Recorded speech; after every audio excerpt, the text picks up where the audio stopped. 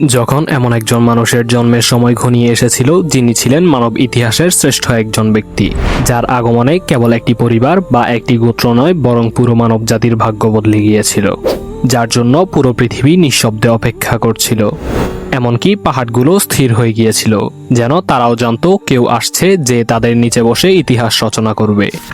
নদীগুলো ধীরে ধীরে বয়ে যাচ্ছিল, প্রতিটি ঢেউ যেন গোপনে বলছিল শীঘ্রই এক নতুন আলো আসবে আর আমাদের জগৎ আলোকিত করবে।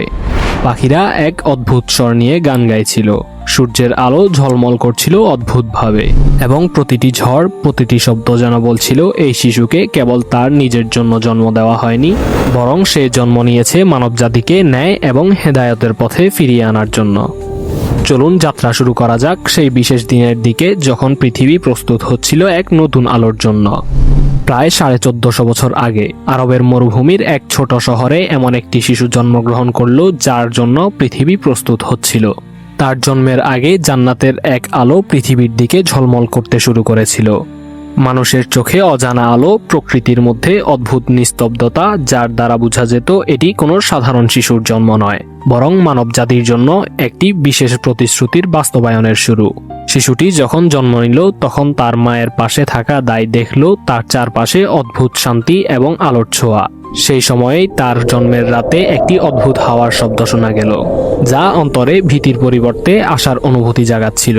লোকেরা বলতো এই শিশু সাধারণ নয়, এই শিশু হবে এমন একজন মানুষ যিনি মানুষের অন্তরের অন্ধকার দূর করবেন। শিশুটির জন্মের পর তার মাতা এবং তার পরিবার দেখতে পেলেন শিশুটি অন্য শিশুর মতো সাধারণ নয়। তার চোখের মধ্যে যেন জ্ঞানের প্রতিফলন, এবং তার হাসি যেন সব দুঃখ দূর করার শক্তি বহন করছে। আশপাশের পশু পাখি তার দিকে অদ্ভুতভাবে আকৃষ্ট হচ্ছিল, এমনকি মরুভূমির প্রবল তাপ এবং ঝড়ও যেন তার কাছে কোমল হয়ে আসত। তৎকালীন আরবের সমাজ অন্ধকার ও কুসংস্কারে পূর্ণ হয়েছিল। মানুষ অনেক ক্ষেত্রেই অন্যায়কে স্বাভাবিক ভাবত, কিন্তু এই শিশুর জন্ম যেন সেই অন্ধকারের মধ্যে আলোর প্রদীপ। তার আগমনের কিছুদিনের মধ্যেই স্বর্গীয় বার্তা মানুষের জীবনে প্রভাব ফেলার সংকেত দিচ্ছিল। যেমন তার জন্মের রাতে বহুদূর থেকে অনেকেই স্বপ্ন দেখছিল যে একটি শিশুর হাত ধরে তারা সত্যের পথে হাঁটছিল। শিশুটির জন্মের কিছুদিন পরে তার মাতা লক্ষ্য করলেন যে শিশুটি অল্প বয়স থেকেই অদ্ভুত শান্ত এবং চিন্তাশীল। সে কখনো কারো উপর অত্যাচার হতে দেখলে কষ্ট পেত। অল্প বয়স থেকেই তার চারপাশে মানুষরা তাকে বিশেষভাবে বোঝার চেষ্টা করত, কারণ তার আচরণে অদ্ভুত তফাৎ ছিল। সে বড় হওয়ার সঙ্গে সঙ্গে তার চারপাশের মানুষরা আরো বিস্মিত হতে লাগলো। তারা দেখল শিশুটি কখনো অন্যায় মানত না, বরং ছোট্ট বয়স থেকেই ন্যায় প্রতিষ্ঠায় সে অবিচল ছিল। তার কথা ও আচরণ মানুষের মনে বিশ্বাসের বীজ বপন করত।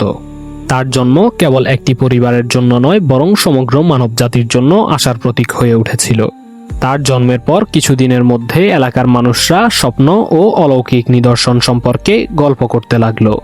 কেউ দেখল স্বর্গ থেকে আলো এসে শিশুটির কক্ষে প্রবেশ করছে, কেউ স্বপ্নে দেখল শিশুটি একটি নতুন দিশারি হিসেবে মানুষের জন্য হেদায়েতের পথ দেখাচ্ছে। এই ঘটনাগুলি মানুষের মধ্যে অদ্ভুত আশার সঞ্চার করল।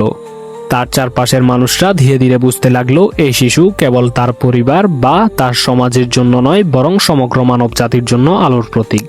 তারা বলতো যে আলোটি জন্মের প্রথম দিনেই প্রকৃতির প্রতিটি কোণে ছড়িয়ে পড়েছিল, সেটি একদিন পুরো পৃথিবীকে আলোকিত করবে। যার জন্য পাহাড় থমকেছিল, নদী অপেক্ষা করছিল, আকাশ বাতাস নিঃশব্দে সাক্ষী হয়েছিল। তিনি সেই মানুষ যার আগমনে অন্ধকারের যুগ শেষ হয়েছিল আর আলোর যুগ শুরু হয়েছিল। তিনি সেই রহমত যার চরিত্র দেখে শত্রুরাও মাথা নত করেছিল। তিনি আর কেউ নন, তিনি আমাদের নবী রহমাতুল্লিল আলামিন হযরত মুহাম্মদ সাল্লাল্লাহু আলাইহি ওয়াসাল্লাম। যদি এই ভিডিও আপনার ভালো লাগে তাহলে তা অন্যদের সঙ্গে শেয়ার করুন। নিচে কমেন্ট বক্সে জানান এই ভিডিও আপনার কেমন লাগলো।